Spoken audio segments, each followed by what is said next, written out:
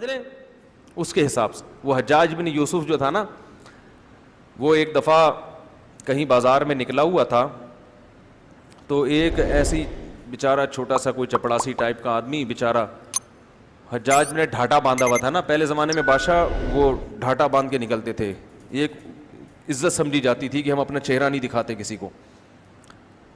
تو حجاج نے ویسے ہی یہ دیکھنے کے لیے کہ میرے بارے میں اس کی کیا رائے ہے, حجاج نے جا کے اس سے پوچھا کہ حجاج بن یوسف کیسا آدمی ہے. اس نے کہا بڑا بے غیرت آدمی ہے, بڑا ظالم آدمی ہے, ہزاروں لوگوں کو قتل کر دیا اس نے, خدا پوچھے گا اس سے, قیامت میں ملے گا, دیکھتا ہوں میں بڑی برائیاں کی. حجاج ایسا آدمی تھا کہ وہ گردن اڑانے سے کم کوئی کام, وہ تو بس تلوار نکالا اڑا دو, یہ تھا. ذرا سا کوئی اس کے خلاف بولے قتل. تو حجاج کو آیا غصہ کہ میرے خلاف بول رہا. حجاج نے ہٹایا ڈھاٹا اور کہا تو جانتا ہے میں حجاج بن یوسف ہوں. وہ بندہ بڑا ہوشیار تھا. اس نے کہا دیکھو مسئلہ, ایک منٹ ذرا بات سنو, بات سنو, تلوار نکالنے سے پہلے کیا ہے, ذرا بات سنو آرام سے, ذرا صبر سے. مسئلہ یہ ہے کہ 24 گھنٹے میں نا مجھے ایک بیماری ہے, اس بیماری میں یہ ہوتا ہے کہ ایک دورہ پڑتا ہے مجھے, جو بہت اچھا ہوتا ہے اس کو میں برا کہنا شروع کر دیتا ہوں, جو برا ہوتا ہے اس کو میں اچھا کہنا شروع کر دیتا ہوں. یہ دورے چڑھتے ہیں میرے اوپر. تو ابھی مجھ پہ وہ دورہ چڑھا ہوا تھا. اتنے اچھے آدمی کو میں اس بیماری کی وجہ سے کیا کہہ رہا تھا, برا. حجاج کو ہنسی آ گئی نا. اور یہ تاریخ میں کہا گیا ہے کہ بڑا عجیب واقعہ ہے کہ حجاج نے اس کو معاف کر, ورنہ وہ معاف کرتا نہیں تھا. ہنسی آ گئی حجاج کو اس کی 1.5 ہوشیاری پہ, 1.5 ہوشیار. میرے ساتھ بھی ایسا بعض دفعہ ہوتا ہے, میں کہیں جا رہا ہوتا ہوں, ابھی جلدی سے سنا کے ابھی اصل موضوع کی طرف آتے ہیں. میں ابھی کچھ دن پہلے کہیں جا رہا, اپنی گاڑی میں کچھ کام تھا میرا, تو میں نے ایک حلیہ بھی میرا ایسا ہی ہوتا ہے جب باہر جا رہا ہوتا ہوں میں, تو ایک میکینک تھا, اس کو میں نے دکھائی اپنی گاڑی. میں نے کہا یار یہ ذرا دیکھنا بھائی. اس نے گاڑی دیکھی اور مجھے دیکھا, اس کے بعد وہ اپنے کام میں مشغول ہو گیا. مجھے کہتا ہے آپ کی شکل بالکل مفتی طارق مسعود صاحب سے ملتی ہے. میں نے کہا ہاں مجھے لوگ کہتے ہیں. اب میں دیکھنے لگا اس کے دل میں میرے بارے میں کیا ہے, یعنی یہ تو عام ہی آدمی ہے نا, سامنے تھوڑی کوئی بتائے گا آپ کو. میں نے کہا ہاں یار میں بھی ان کے بیانات سنتا ہوں. کہہ رہا ہاں میں بھی سنتا ہوں. میں نے کہا آپ کا کیا کیسے ہے, کچھ ڈھنگ کے آدمی لگتے ہیں کچھ. کہہ رہے میں تو وہ ہوں ذرا بریلوی مسلک کا ہوں, لیکن میں ان کو بھی سنتا ہوں. میں نے کہا اچھا ماشاء اللہ, تو کیسا بیان کرتے ہیں. کہہ رہے بیان تو اچھا ہوتا ہے لیکن یار ایک بات بہت خراب ہے ان کی. اب پوری مجھ سے باتیں کر رہے ہیں وہ. میں نے کہا کیا کہہ رہے مسجد پہ بیٹھ کے لطیفے سناتے ہیں. یار یہ کہاں کا اسلام ہے یار, مسجد پہ بیٹھ پہ ہنسی مذاق کی باتیں. میں نے کہا چلو میں مفتی صاحب سے کبھی ملاقات ہوئی تو کہہ دوں گا کہ یار ایسا نہ کیا کریں. میں نے کہا باقی کوئی مسئلہ ہو. کہہ رہے نہیں باقی تو ٹھیک ہے ماشاء اللہ اچھا بیان کرتے ہیں, لیکن یہ مجھے پسند نہیں آتا ان کا کہ مسجد میں بیٹھ کے ایک لوگوں کو ہنساتے ہیں.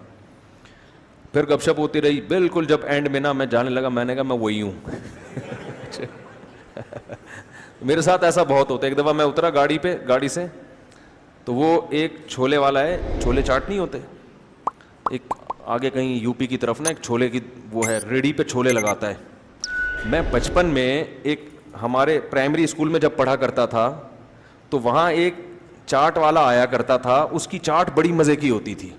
وہ ہاف ٹائم جب ہوتا تھا نا, ہم اس کی چاٹ لے کے گھر سے, پیسے ملتے تھے جیب خرچی کے, اس وقت تو 58 54 ہوا کرتی تھی, تو وہ میں چاٹ لے کے کھاتا تھا اور انگلیاں چاٹتا رہتا تھا.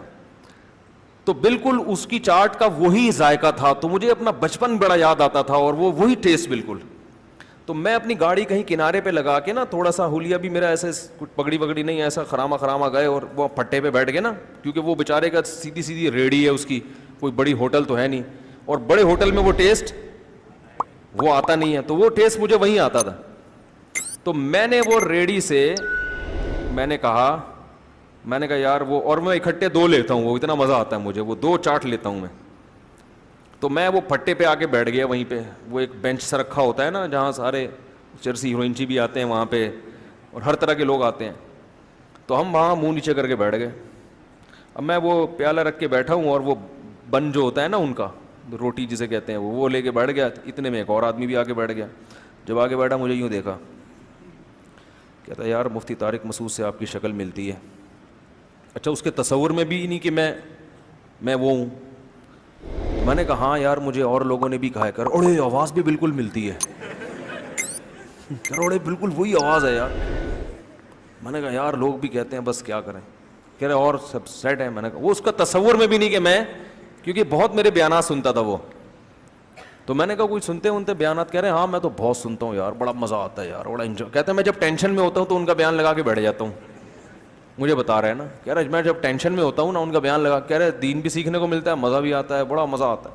اچھا گپ شپ ہو رہی ہے, چھولے چاٹ کھا رہے ہیں. میں نے کہا تھوڑی مرچیں ڈالنا ہے یار اس میں سے, ٹھیک ہے نا. تو میں مرچیں بہت کھاتا ہوں, کھانی نہیں چاہیے.